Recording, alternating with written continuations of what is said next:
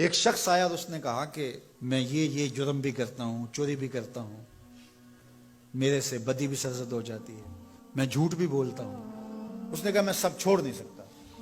تو میرے آقا نے فرمایا کہ تو جھوٹ چھوڑ دے، میرے سے وعدہ کر کے تو نے جھوٹ نہیں بولنا۔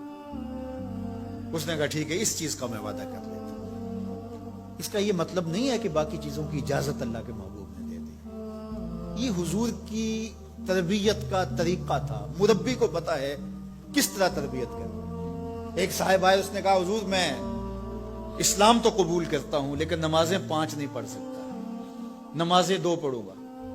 مسند امام احمد بن حنبل میں روایت ہے۔ تو آقا کریم نے فرمایا ٹھیک ہے، 2 نمازوں پر اس کو بیعت کر لیا۔ اس نے جب 2 پڑھی، اس نے کہا میں تو تہجد بھی پڑھوں گا۔ 2 نمازوں کا چسکا اور 2 نمازوں کی لذت آئی تو اس نے کہا میں باقی 3 کیوں چھوڑوں۔ تو یہ طریقہ تھا، تو اس سے یہ عہد لیا کہ تم نے جھوٹ نہیں بولنا۔ اب جب چوری کو جی چاہا، ماحول پیدا ہوا، تو سوچا کہ اللہ کے رسول نے اگر یہ پوچھ لیا کہ چوری کی تو حضور سے یہ تو عہد ہے جھوٹ نہیں بولنا، تو پھر حضور کو بتانا پڑے گا کہ میں نے چوری کی ہے، تو یہ تو حضور کے سامنے شرمندگی ہوگی۔ چوری چھوڑ دی۔ پھر کہا کہ جب بدی کو جی چاہا، طبیعت میں غلبہ ہوا گناہ کا، تو پھر سوچا کہ اگر رسول اللہ نے پوچھ لیا تو جھوٹ تو بولنا نہیں، تو پھر حضور کے سامنے شرمندگی ہوگی، کیا بتاؤں گا حضور کو۔ برائی بھی چھوڑ دی۔ شرمندگی کسی کے سامنے نہ ہو، یہ حیا ہے۔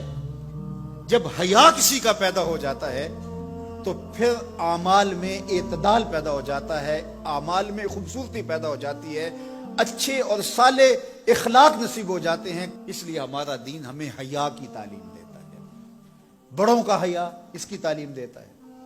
حضرت عبداللہ بن عمر رضی اللہ تعالیٰ عنہ فرماتے ہیں کہ مجمع صحابہ تھا، حضور تشریف فرما تھے۔ آقا کریم نے فرمایا کوئی ایسا درخت بھی ہے جو مسلمان جیسا ہو؟ تو کہتے ہیں میرے ذہن میں کھجور آئی، میرے ذہن میں کھجور کا درخت آیا کہ وہ خزاں میں بھی نہیں مرجھاتا، پھل بھی دیتا ہے۔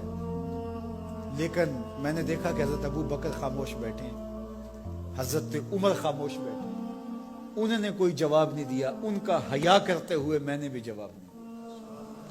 بعد میں حضور نے فرمایا کہ کھجور کا درخت ہے۔ کہتے ہیں میرے دل میں بھی یہی تھا اور میں بولنا چاہتا تھا، لیکن ان بڑوں کا حیا کرتے ہوئے، میں چھوٹی عمر کا تھا، میں نہیں بولا۔ یہ ہمیں بڑوں کا ادب، بڑوں کی تعظیم، بڑوں کی حیا کا سبق دیا گیا ہے، درس دیا گیا ہے، یہ ہمیں سکھایا گیا، یہ ہمیں بتایا گیا، یہ ہماری زندگی کا حصہ ہے۔ حتیٰ کہ حیا تو چھوٹوں سے بھی کیا جاتا ہے۔ بہت سارے ایسے کام ہیں چھوٹے بچوں کے سامنے جائز بھی ہوں تو ہم نہیں کرتے، کہ یہ بچوں کے سامنے کہنے کی بات نہیں ہے، یہ بچوں کے سامنے کرنے کا کام نہیں ہے۔ جائز امور بھی ماں باپ کے سامنے، بڑوں کے سامنے نہیں کیے جاتے، تو یہ آداب میں سے ہے۔ کسی کے سامنے جو ہے وہ اپنے ناک کو جھاڑنا، یہ حیا کے منافی ہے۔